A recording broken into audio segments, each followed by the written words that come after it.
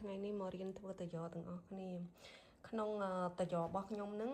ក្នុងហ្នឹងខ្ញុំដាក់មានស្លឹកជាកដោផ្សិតស្លឹកជាកដោការ៉ុតហើយនេះត្រាវយើងឈូសហើយមានសាច់ជ្រូកចិញ្ច្រាមបង្គាចិញ្ច្រាមខ្ទឹមក្រហមខ្ទឹមសហើយក្នុងនេះមានដែលម្សៅស៊ុបស្ករសទឹកប្រេងខ្យងទឹកស៊ីអ៊ីវបន្តិចហើយនឹងប៊ីចេងយើងចង់ដាក់ក៏បានមិនបាច់ដាក់ក៏បានទេព្រោះយើងប្រើម្សៅស៊ុបហើយបន្ទាប់មកយើងយកសាច់ទឹកដែលយើងបានច្រាមរួចហ្នឹងយកមកលាយចូលគ្នាទៅចូលគ្រឿងរបស់យើងហ្នឹងណាហើយសប់សាច់ល្អទៅ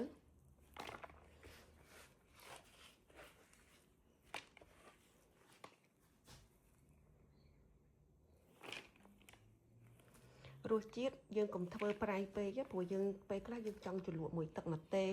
ចង់ជ្រលក់មួយទឹកអីចឹងទឹកអរេងពេញប៉ោះទឹកអីអញ្ចឹងបងប្អូនអញ្ចឹងយើងមិនបាច់យករសជាតិដិតពេកទេយើងយករសជាតិល្មមទៅបានហើយស្នូរបស់យើងណា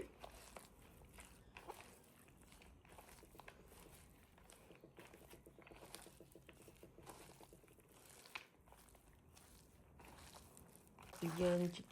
ដាក់គ្រឿងចូលគ្នាសពហើយយើងច្របាច់ច្បល់វាឲ្យសពអញ្ចឹងមកមិនទាន់បានញ៉ាំហ្នឹងនឹងឈ្ងុយហ្មងនេះ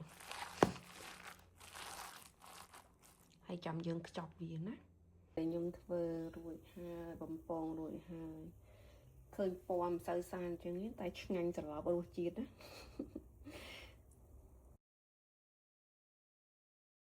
ចាំទៅយកតិចមើលឆ្ងាញ់អត់បងឆ្ងាញ់ដាក់អស់ពីដើមវិញឆ្ងាញ់មែនអីហ្នឹងហើយដាក់មកទឹកម្ទេសផ្អែមទៀត